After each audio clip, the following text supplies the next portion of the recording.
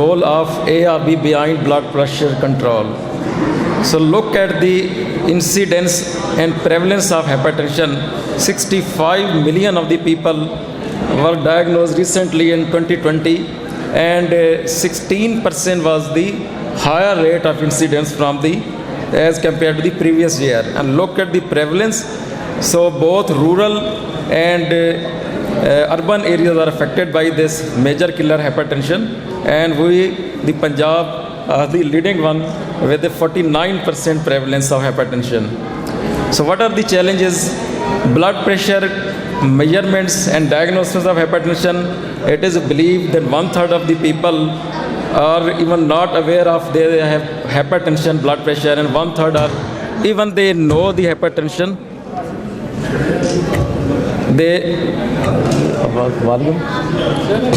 Even they know the hypertension, but they are inadequately treated, and 1/3 are adequately treated.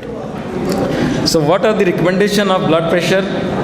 So whenever a patient come to you, you should be make sure that there should be quiet room to record the first blood pressure in comfortable temperature. He should not smoke or take coffee or tea before blood pressure with empty blood pressure, the empty blood bladder, and relax for 3 to 5 minutes before you are taking the blood pressure. And take 3 minutes measurement at 1 minute interval. Use the average of last 2 measurements. No talking during or between the measurements, and cuff size should be adequate and should be at the heart level preferably. So what is neurohypertension? There are different definitions and classification. American Heart Association classification, European Society of classification. So normal is 120/80, pre-hypertension 120 to 135, and 80 to 89. So when there is normal, just encourage the lifestyle modification, but you have to treat the pre-hypertension if there is compelling indication like heart failure, diabetes, angina, ischemic heart disease, or diabetes. So stage 1 hypertension, you all know 140 to 159, and stage 2 more than 160, and diastolic more than 100 is grade 2 hypertension in fact. So according to European Society of Cardiology, office BP should be less than 140 and 90, and similarly the International Society of Hypertension also agree on this consensus a figure of 140 or 90, and daytime BP should be less than 135 and 85. Similarly, nighttime sleep BP should be less than 120/70, but 24-hour mean blood pressure should be less than 130/80. Home blood monitoring should be, if it is done, then should be less than 135/85 figure. So management of hypertension, there are different types of management: lifestyle modification, pharmacological management, and adherence to antihypertensive therapy. So lifestyle modification: reduce the salt, weights, avoid smoking, stress, alcohol consumption, and dietary habit, as Dr. Tawir Chaudhary have well mentioned. Physical activity is also matters. So look at the different non-pharmacological intervention and their incidence of reducing the hypertension.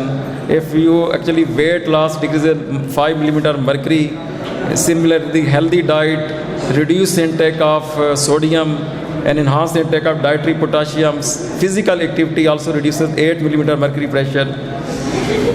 So once the hypertension is diagnosed, how should we start the drugs? This is the era of polypill therapy to increase the compliance of medication. At least should be given polypill therapy.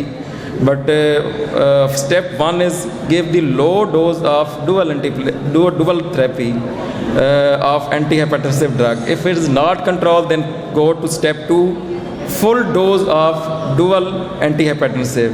If still not controlled, then to step 3, triple therapy.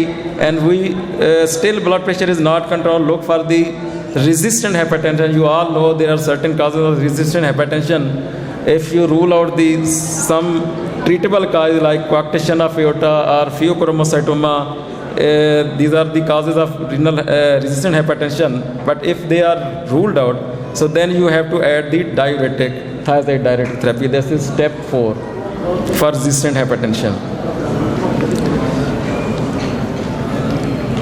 So this table is again showing the blood pressure limits.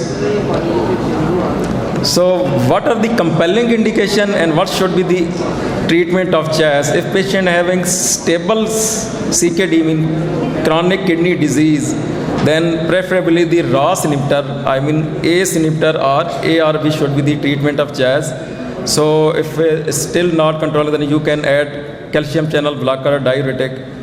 And but in acute renal heart failure, as patient come to you, you should avoid this ACE inhibitor, ARB, because they may worsen the hypertension control, and you can give the diuretic and calcium channel blockers.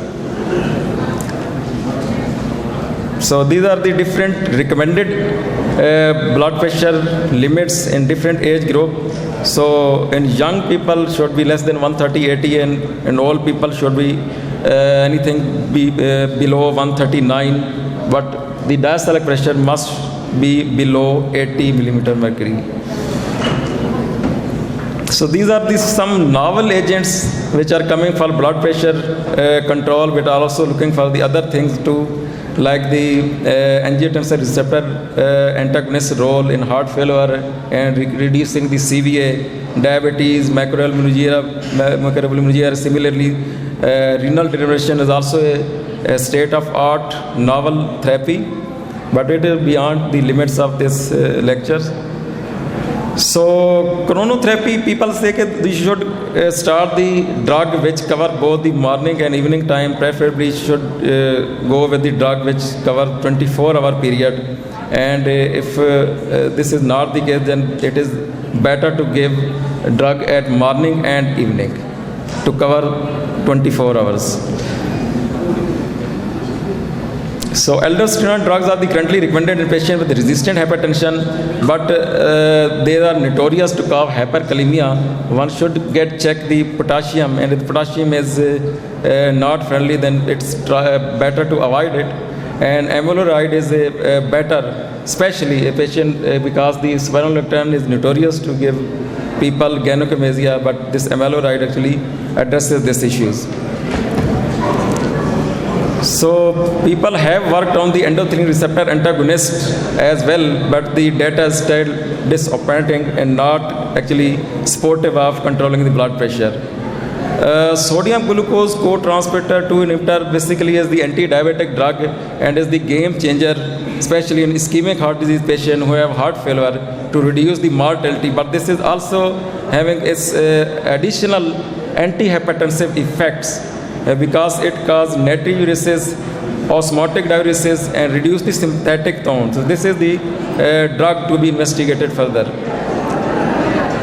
So again, another drug, wonderful drug, neprilysin combination with ACE inhibitor, the famous Orni, have changed the paradigm and is a game changer, in fact, in reducing the mortality in patients who are with heart failure or patients who have a cardiovascular disease. It can decrease the mortality as well as controlling the blood pressure.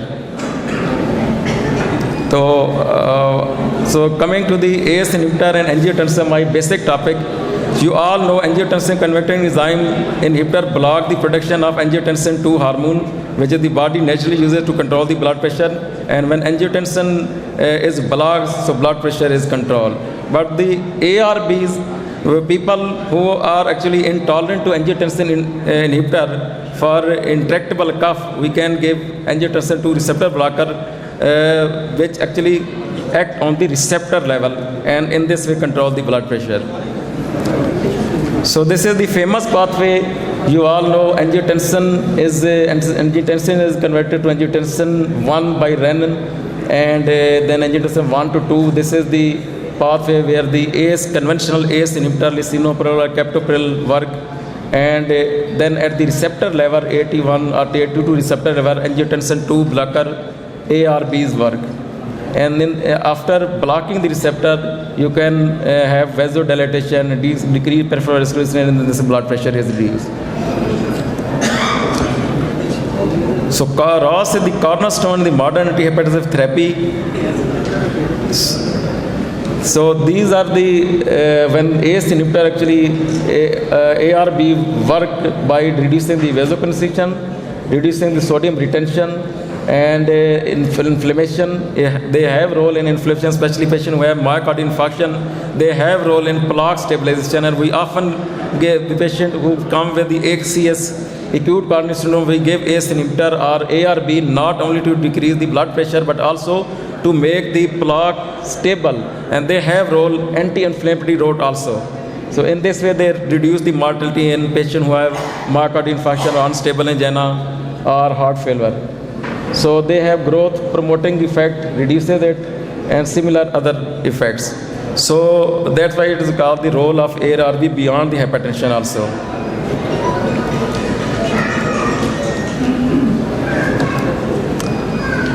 So what is the ideal drug? The ideal drug should be cardiovascular protective, reduce the cardiovascular morbidity and mortality, and provide power for lungs.